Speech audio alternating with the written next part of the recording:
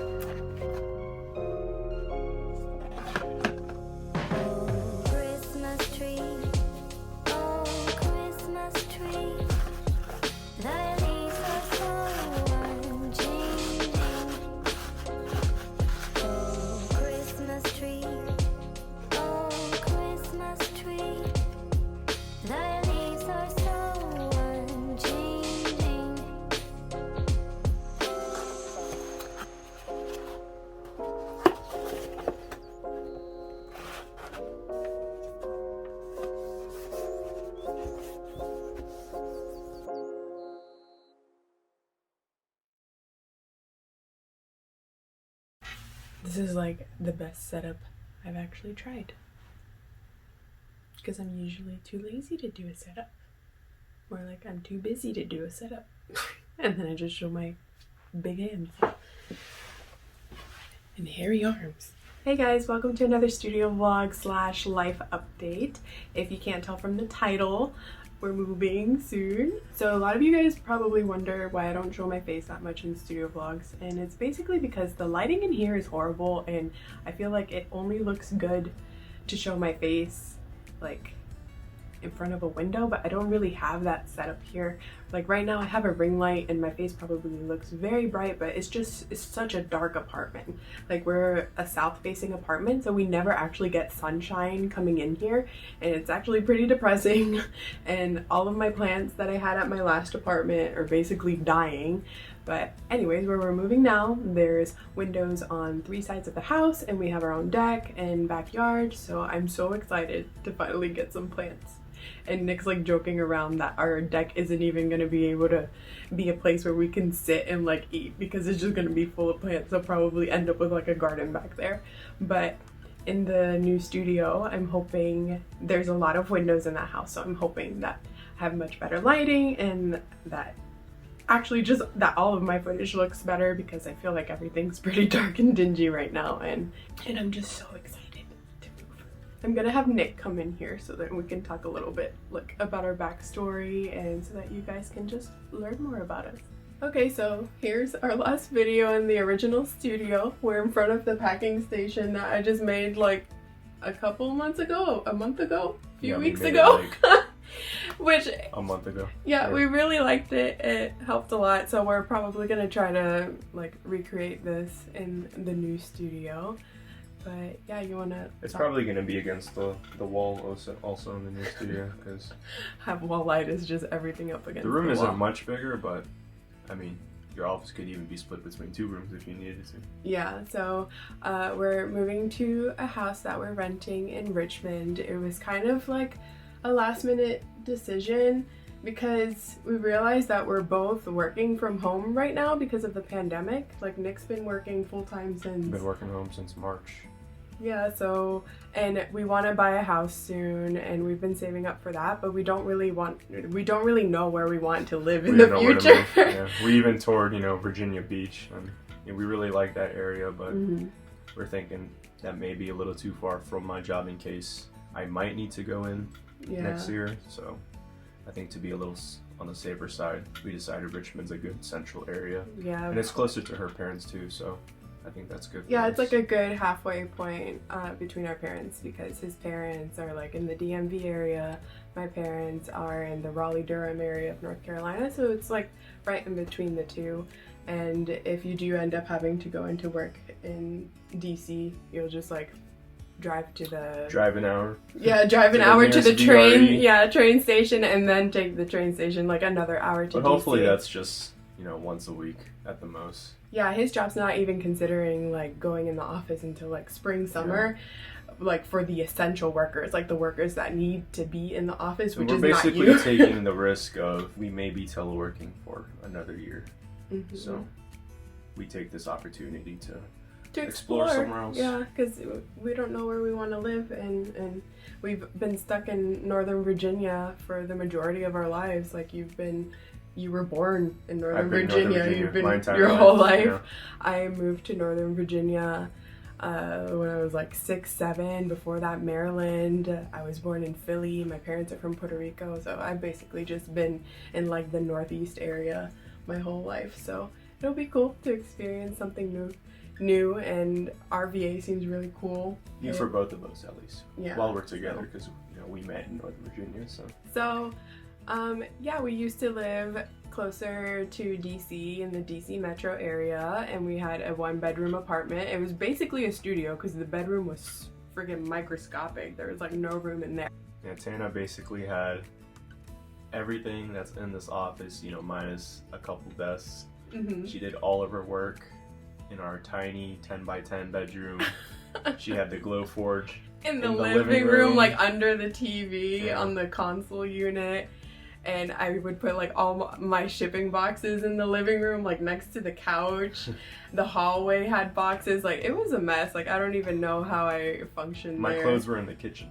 That's where I put my clothes. Yeah, the pantry. In the pantry of the kitchen. That was a good thing about that apartment. The kitchen area had so much covered space, and we would just like put his clothes in the pantry, and then the coat closet in the front, you would put clothes in there. But anyways, we quickly outgrew that, mainly because of my business. When we first moved in together, we wanted to kind of feel how it was to live more luxuriously, right? Yeah, so we just moved basically we paid almost $2,000 for a 1-bedroom, 1-bath, and in less than a month we're going to be paying less than that for a 4-bedroom, 2.5 bathroom house with its own driveway with you can fit 2 cars, a deck, a backyard. About 650 square footage to 1,800, paying less. Oh my god. And that's what happens when you move 2 hours south in Virginia. That's just how it is. Yeah, like the DC area is so expensive. So yeah, we moved from that 1-bedroom to the 2-bedroom that we're currently in now. But what we didn't realize is that it doesn't have that much closet space or storage space, so it wasn't even that big of a difference. Like I got a bigger studio space. Like I love the size of this room, but it's just not enough storage in general. Like there's all these shipping boxes. Back then, Tana only did jewelry, right?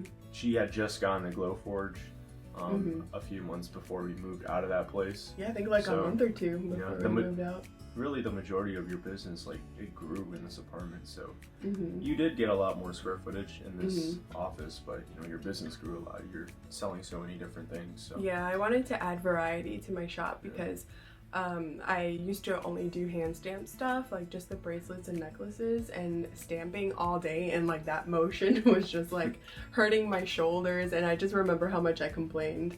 So I got the Glowforge to kind of make things easier for me so that the Glowforge could do more work and then I could do more like the admin stuff while the Glowforge is running. Yeah. And since then I've just kind of expanded. Like I've always been like that. Like I always want to make a bunch of things, and yeah, now it's not just a stamping machine anymore. It's like a heat press, the laser machine, a sublimation machine, like a sublimation printer, right? Yeah. Yeah. So I remember in our apartment in like the DC metro area, one of my goals was to start YouTube. And that apartment had amazing lighting. Like there was floor to ceiling windows, like one complete wall of floor to ceiling windows. Like even my plants were thriving. Like we were on the 34th floor, so you can just imagine all the good lighting, but there wasn't enough space. Like it was just too tiny for us, so I didn't want to film in this space really nice. That looked cluttered. Yeah, it was so nice. Like I always want to do like footage of me like having my lunch or making my breakfast or my coffees in the morning, but it's so dark. You can't do that here. It's so dark and dingy, and this kitchen's so ugly. So yeah, we have a more open kitchen in the new house, and I guess they'll see that in the next video. Yeah, and there's just so many windows. Like it's an actual house. Like we're in an apartment that's a south-facing apartment, and there's only this back wall with windows. There's like one tiny window in the corner of this room, a tiny window in the bedroom, and then in the living room is just like the sliding doors. Yeah. So since it's south-facing, yeah, this farm only has 2 windows. So we like, since it's south facing, we never get sunlight in here. Like my plants are dying. I feel like my soul is dying. Like I'm not getting any vitamin D. There's just no sunshine. Like it's pretty depressing. So at least in this new house, we're gonna have like 3 of the walls have windows. Yeah. So there's bound to be a window that's gonna get sunshine in it. And the bedrooms have, I think, 2 windows, double windows each. Yep. So a lot more lighting there. None of the rooms in here have like a ceiling fan or like, you know, just a main light. Like every room we have to put our own lamp just to get light. So I mean, there's like 3 lamps behind the camera. Yeah, there's like a double lamp there's here. 2 lamps behind a us. ring light. Oh my gosh, this light. Oh, it turned off. Did it get unplugged? Oh my gosh, it's gonna change the lighting. Yeah, no light fixtures, so there's never any light coming down from the ceiling. Everything's just coming up from the lamps. The AC is very loud. Like that AC has messed up so many of my videos. Anytime it goes on, it's like like I have to turn off the AC or the heat whenever I know that I'm studio vlogging, like to get those videos. If it's like 1 degree off, it'll just turn off. Those videos where they're kind of like ASMR and you can hear me packing and everything is because I legit turned it off, and most of the time I'm like sweating because it's too hot, or I'm just freezing and have to wear like a jacket. So that's half the reason why I don't even like show my face in videos, because I'm just literally like struggling and looking like I'm dying while I'm working. So hopefully don't have that issue in the new house. Yeah. We live next to a fire station, so that ruins the footage a lot. Sounds. Yeah. The house is located in a very, at least we've only seen it once, so it seems like a very quiet suburban neighborhood. Yeah. And then the dogs will be happier because Chico and Nyla, yeah, the only times they get to go outside are when we go on walks with them or when we take them to the park. And Chico's a puppy and he has a lot of energy to release, so it's going to be nice to just let him out in the backyard so that both of them can play and he can release a lot of that energy. Yeah, he's gonna love that. There's videos I know where I'm like, Chico, like he's making so much noise or he's barking. It's like that ruins footage too, so it's like you don't outside. stick him outside when he's being bad or needs to release energy. It's like you don't realize when you start making YouTube videos like how many things are gonna mess up your video. This is the last video in this apartment. In the next video it's gonna be where we move, right? Yeah. After the new year. Yeah, I think so. And it's kind of bittersweet.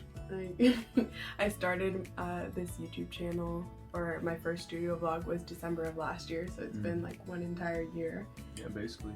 Yeah, but there's just been so many struggles, so, you know, filming. So I'm glad that, you know, the new house is definitely an upgrade and gonna help a lot. And it's kind of like a fresh start. Like, we're moving there in the new year, so that's like a big step forward. Yeah. It's like helping us think about, you know, our 2021 goals. During this quarantine, we're like together with each other all the time, and we almost don't get any of our alone time. Like, poor Nick has his gaming setup in the walk-in closet of this room, like a little corner. Like, it's actually pretty nice and cozy, but it's like he literally gave me this master bedroom so I could put my studio stuff in here, and then just gave himself like a tiny little corner of the walk-in closet.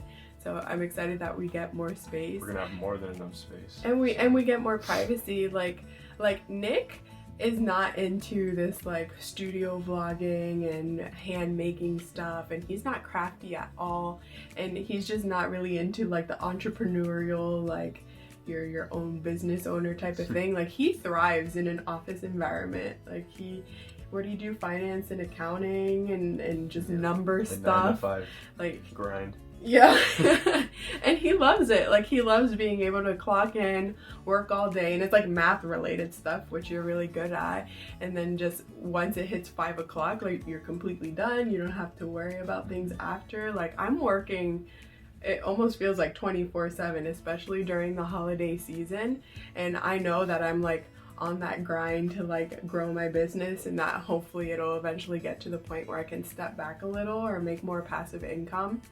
And so I know I have to deal with that, but it's so tough on me that Nick has had to help me a lot. Like, this year you haven't had to help me as much because his little brother helped me for a while, but last year, like, I would not have gotten through that without you. But I love that you have helped me so much, but I also know, like, he doesn't really enjoy it. Like, you're good at it, you're really good at packing orders and making sure that they're correct. I think you've messed up like maybe once or twice, and it's like for a silly thing, but he's actually very efficient, very quick, very good at packing the orders. But, you know, he just does it just to be nice, because he's being a good husband to help me and to, you know, relieve some stress. He'll even like make food for me sometimes if I forgot to eat. But, you know, I since he has his own full-time job, I want there to be that separation and that barrier. Like, in this new house, like, you can get your own room that you can work in, that you can game in, like have like a little man cave and privacy. And I just definitely want to make some changes where I don't have to like depend on you for help. So one of my main goals for 2021 is to be a little more self-sufficient and not have to have you help me like pack orders when it's really busy. So I'm gonna be making some changes to the shop, which I'll talk about later. Are we done? Thanks for watching. Subscribe down there. We're not done yet, but yeah, he's leaving. Subscribe to Tana Makes. Gonna go play video games. Bye. In his closet. So you may have noticed that my shops are closed right now.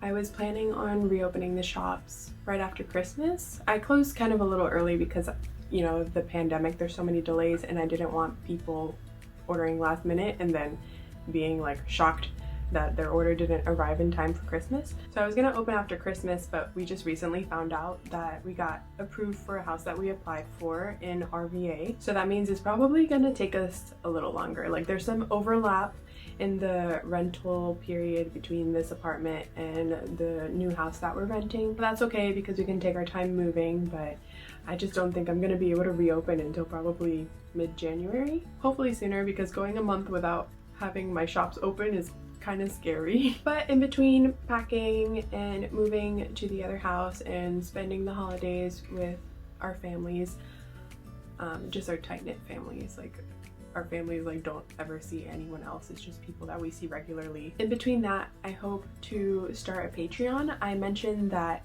I've kind of been thinking about opening a Patreon, and when I hit 10k subs is when I wanted to open it. I'm just really struggling with trying to figure out what to put in the tiers. I might do like a bonus video every month, maybe like a bi-weekly podcast. I've wanted to like actually send goodies, because I know the Patreons that I like are the ones where I'm actually sent stuff. Like, if you can't tell, I'm like a really big fan of Lee Alexin, I'm not sure how it's pronounced, but I'm part of her postcard group. I joined before she added the sticker and postcard group, or tier, so I probably would have joined that when I first joined it, but I just love like getting a little postcard every month. But you know, I'm not really an illustrator. I don't really make stickers. Like I came out with new stickers, but I worked with an illustrator to create them. I still need to practice like drawing on an iPad and creating, you know, actual doodles and illustrations. So, you know, it's kind of hard as a maker, like what do I send? And I have my Potty Mouth brand and I have my Peace and Love brand. And it's like, do I make different tiers for things within that? Or it just feels like a lot of stress to come up with something that a lot of people are gonna enjoy. And I feel like the only way that it would be possible to have a tier where I actually send goodies is to do like just basically a mystery box tier. And if you're the kind of person who isn't that picky and would just like to receive something from me every month, like it'll be good quality and I'll try to make it cute and I'll do polls and whatnot, then I guess that would be the tier for you. Just let me know if you'd be interested. I'm also hoping I can still do vlogs this month. I posted in my YouTube community tier, thanks to everyone who commented by the way, but I posted asking if you guys would be interested in watching some moving vlogs, and a lot of people are saying yes, and on my Instagram a lot of people responded saying that they would love to see moving vlogs, so hopefully I'll try to get some moving vlogs out for you guys. There will be some changes coming in 2021. I've been thinking about this for Potty Mouth for a while, but I think I might actually get off of Etsy, like especially during this pandemic, and looking at all of the memes on a new account on Instagram called Small Biz Memes. Like it made me realize like how much people on Etsy like don't understand how Etsy works. Like Etsy's starting to advertise so heavily and they're on TV, and there's so many customers on there that just think it's Amazon and have really unrealistic expectations. And now that I have like my small YouTube platform and followers on my pottymouthjewelry Instagram account, I feel like I have like a pretty good following to be able to take it into my own hands and have my own website and promote that and advertise that instead of being through another platform. Like I love Etsy, but I feel like the best items on Etsy are custom items. Like my Peace and Love business where I sell custom ornaments and custom ring boxes, and I'm gonna add like custom dog ornaments. Basically it's gonna turn into like an ornament shop and just solely custom, like sentimental things for weddings or engagement gifts or anniversary gifts.